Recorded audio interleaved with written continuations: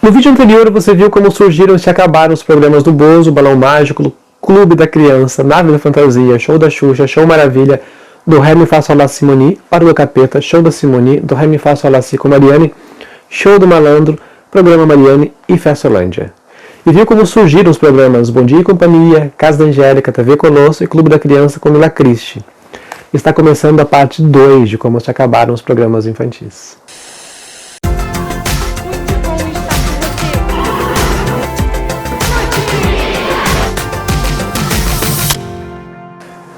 Olá, bem-vindos ao ETV, eu sou o Léo Cordeiro. Se você está chegando agora, eu estou aqui toda semana com vídeos novos às sextas-feiras. Inscreva-se e ative o sininho para receber as notificações. Isso vale para você que já é inscrito, ative o sininho para receber as notificações também, para não perder nada. E me acompanhe no blog leoneonline.blogspot.com, além do Instagram. Tem o meu perfil e o perfil do canal. Os links eu deixo na descrição do vídeo aqui embaixo, além de aparecer aqui na tela. Bom, no vídeo anterior chegamos até 1993, agora damos sequência, partimos do ano de 1994, foi quando estreou o Xuxa Park, que tinha um ar infantil, mas com elementos para adolescentes, e família. Foi o grande retorno de Xuxa ao modelo que tinha mais a sua cara, depois da tentativa de fazer um dominical engessado. Ao longo dos anos, o Xuxa Park se definiu como infantil e os quadros para jovens foram transformados em outra atração. Aliás, o programa foi ficando cada vez mais gostoso e, apesar de repetir a fórmula do show da Xuxa, ganhou uma própria, distinta. Também em 1994, Mariane assumiu o comando do Tudo por Brinquedo, que havia sido criado para o Sérgio Malandro na CNT, e transmitia em parceria com a Gazeta, e ganhou destaque nacional. O Sérgio Malandro ficou poucos meses no infantil e optou por voltar para o SBT para estrear um programa no mesmo formato que já fazia na emissora antes de ir para a Globo. E na Rede Manchete, Mila Cristi optou por redirecionar a sua carreira para a atuação e assinou com a Rede Globo outra vez. Então, dessa forma, o Clube da Criança chegou ao fim pela terceira vez. E em menos de um ano, depois de estrear com a Mila. A emissora abriu testes para uma nova apresentadora e aprovou a Miss Patrícia Nogueira, que assumiu o nome artístico de Pati Beijo. Em 1995, a CNT e a Gazeta romperam a parceria e o programa da Mariane não pôde ser continuado por falta de patrocinadores. Assim chegou ao fim o Tudo por Brinquedo. A Rede Manchete também não pôde dar continuidade ao projeto com a Pati Beijo por falta de recursos. E assim chegou ao fim o Clube da Criança pela quarta vez. Ainda em 1995, a Mariane assinou com a Rede Record e estreou o programa Tarde Criança.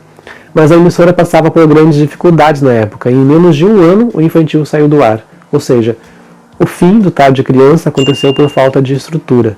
Em 1996 foi a vez de Sérgio Malandro ser dispensado do SBT.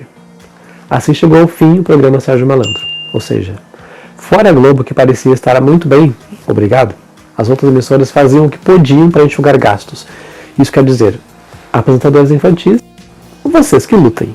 Foi em 1996 que a Angélica aceitou o convite da Globo e assinou com a emissora para estrear o Angel Mix, apesar de o Silvio ter outros projetos para ela, optando por dar fim ao caso da Angélica. E no mesmo ano, acabou também a TV Colosso. Não existe uma razão clara para o fim do programa, mas parece que em 93 a Globo queria a Angélica nas manhãs da emissora e a TV Colosso seria algo temporário, até a Angélica estrear. Mas ela foi para o SBT.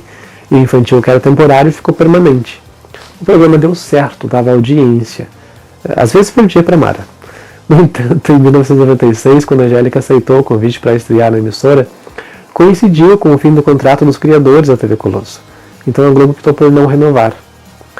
Meados de 1996, até o comecinho de janeiro de 1997, o programa foi reprisado, dividindo espaço com a Angélica, os criadores, dubladores, enfim, a produção da TV toda, da TV Colosso, tiveram o término, disseram que o término foi avisado assim de repente, sem mais nem menos. Ainda em 1996, a Mara retornou à TV brasileira, dessa vez na Record, com o programa Mara Maravilha Show, que inicialmente era exibido aos sábados, mas depois de uns 3 meses passou a ser transmitido diariamente à tarde. Em 1997 ela estreou outros programas pelas manhãs, intitulado Mundo Maravilha, com outro formato, mais didático e sem plateia, levando assim ao fim o Mara Maravilha Show. Também nesse ano, em 97, a Rede Manchete fez mais uma tentativa de apresentar o Clube da Criança, dessa vez com Debbie Lagranha, que tinha 5 anos na época. O programa não tinha plateia, contava apenas com Debbie e um coelhinho marionete como auxiliar, que eu já Fala a mesma coisa todas as vezes que eu menciono nesse programa. O Coelhinho era muito feio. E durava 30 minutos. Em 1998, a emissora foi vendida e transformou-se em Rede TV. Então toda a programação foi trocada e, consequentemente, o Clube da Criança chegou ao fim pela 5ª vez e última vez. O programa Mundo Maravilha também chegou ao fim e não existe uma razão clara para isso. Né? O que ficou nítido é que o infantil foi perdendo investimento e quadros, até se limitar a Mara apresentando os desenhos animados, ou seja, fizeram com ela na Record o que queriam fazer no SBT. Depois disso, ela nunca mais voltou a apresentar programas infantis. Nesse ano, em 1998, Eliana imperava nas manhãs do SBT e andava de braçado, né, contra a Globo também. E ela estava sendo sondada, né, pela Globo e pela Record. Então resolveu avisar o Silvio Santos e aproveitar para pedir algumas coisinhas, mas o Silvio é um duro de roer, e com possibilidade de perder a apresentadora para a concorrência, já que não cederia às pressões, chamou a Jaqueline Petkovic, que na época apresentava uma fantasia, né? Então ela foi fazer testes no mesmo cenário do Bom Dia e Companhia. O Silvio gostou tanto do teste com a Jaqueline que resolveu colocá-la junto com a Eliana. É óbvio que ela não gostou da ideia e foi para a Record. Na Globo ela ficaria na geladeira, né, por um tempo, ou para sempre, né, vai saber. Mesmo se fosse temporário, não era bom para os produtos que ela tinha licenciados com o seu nome. Ela tinha que estar evidente para poder vender bem.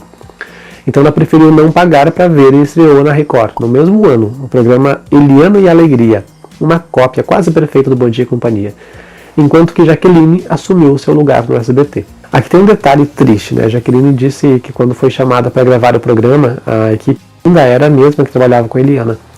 E parece que ninguém tinha sido avisado que a Eliana não gravaria mais. E um a um foi saindo do estúdio, né? Só ficaram os profissionais que realmente não poderiam abandonar o trabalho ou iriam interromper a gravação. Em 2000, o Angel Mix, depois de várias trocas de diretores e de formato nitidamente desgastado e com a Angélica desgostada da vida, saiu do ar. Ou seja, não havia mais remédio, né? O projeto era um mix tão grande que mirou em vários públicos e não acertou ninguém.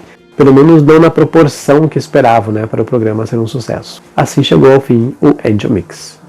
Angélica passou a atuar no Bambu Luar, que tinha o formato de uma série. Dentro desse programa ela era âncora do TV Globinho, que era um quadro do infantil. Em 2001, Xuxa Park saiu do ar no comecinho do ano, depois de um incêndio nos estúdios da Rede Globo, né, durante a gravação de um programa. Não houve uma despedida formal, né, como a Xuxa costumava fazer. O infantil simplesmente saiu da grade da emissora depois do acidente, mesmo tendo alguns episódios gravados para mais algumas semanas depois do ocorrido. E no fim do ano, a Angélica decidiu retomar a sua carreira de apresentadora e apresentou o projeto de um game show para a emissora, estreando como uma extensão do vídeo show. Assim, o programa Bambu Luar chegou ao fim. Em 2002, a TV Globinho, que antes era um quadro de Bambu Luar, passou a ser um programa independente e teve vários apresentadores. Dentre eles, algumas meninas tinham sido paquitas, né, outras angels, e todas praticamente eram atores e atrizes, vários ou todos passaram pela Malhação. Nesse ano, 10 anos depois do fim do show da Xuxa, né, a Rainha dos Baixinhos voltou a fazer um programa infantil diário, coisa que eu não pensava que voltasse a acontecer. Ela estreou Xuxa no Mundo da Imaginação, que tinha uma proposta mais pedagógica, educativa, mas com o tempo foi sendo moldado e adaptado para aumentar a audiência, ou seja, voltou a ser aquilo que ela já tinha feito e que a Globo dizia que já estava esgotado. E foi por uma necessidade de adaptação também que a Eliana estreou o programa Eliana na Fábrica Maluca em 2013, dando assim fim ao programa Eliana e Alegria. E nesse ano foi ao ar o último Bom Dia e Companhia com a Jaque. Em entrevistas, ela disse que tinha sido dispensada pelo menos outras 2 vezes antes e chamada de volta por causa dos patrocinadores que tinham investido no infantil, né, no comando. Já que já estava muito grande para o programa, né, grande em termos assim, de artista, né, de estrela, e a emissora precisava fazer cortes. Primeiro foi tirando elementos do infantil e por fim tirou a apresentadora para colocar outros por um salário inferior. O SBT tem algumas coisas muito legais, né? Aquela paixão que muita gente ainda luta pela Rede Manchete acontece com a emissora do Silvio Santos. Mas tem também um lado muito cruel. O Silvio toma umas decisões de uma forma que parece muito fria, né? Isso de trocar apresentadores de horários e de programas e tirá-los do ar é meio desumano. Em 2004, o Xuxa no Mundo da Imaginação chegou ao fim. Já não era o mesmo programa que havia estreado em 2002. Nessa época já tinha se transformado numa versão menos cativante e interessante do show da Xuxa. ou do Xuxa Park. E havia um novo projeto para ela, né? E o Eliana na Fábrica Maluca também chegou ao fim. O programa da Eliana foi trocado de horário várias vezes, passou por várias reformulações e até classificado para a faixa etária de 12 anos, o que só poderia passar no fim do dia. Diante de vários comentários negativos e baixa audiência, a Eliana disse que não queria mais falar com o público infantil e até se ofereceu para voltar ao SBT sem salário para um novo formato de programa.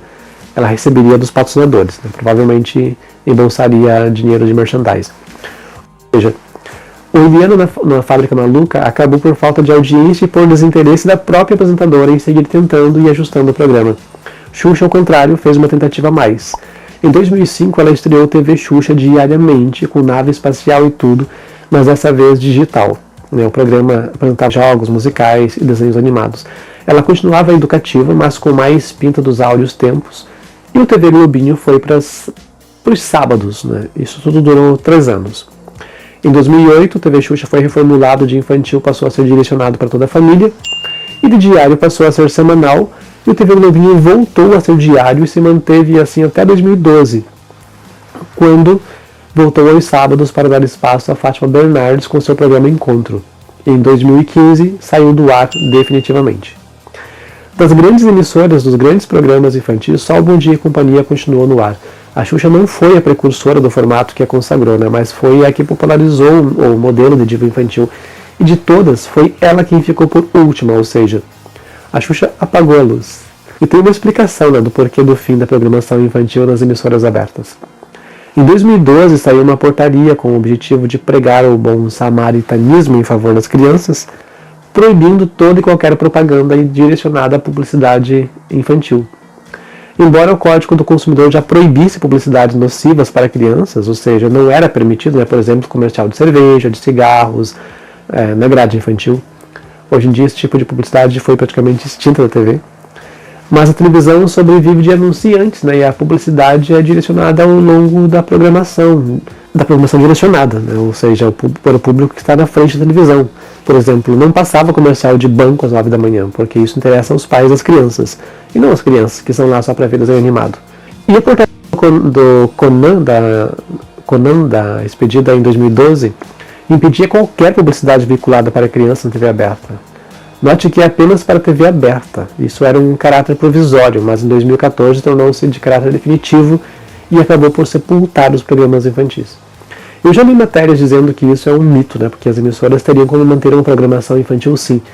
Mas seria muito trabalhoso, né? A verba para isso teria que vir de outras fontes e ao longo dos anos todas as emissoras, todas, passaram por crises financeiras. O SBT sobrevive porque o Silvio leva do jeito que dá, né? Por isso ele coloca e tira programas de artistas do ar sem aviso prévio. A Record recebe dinheiro da Universal. Eles deram um jeito da igreja injetar dinheiro na TV, descaradamente.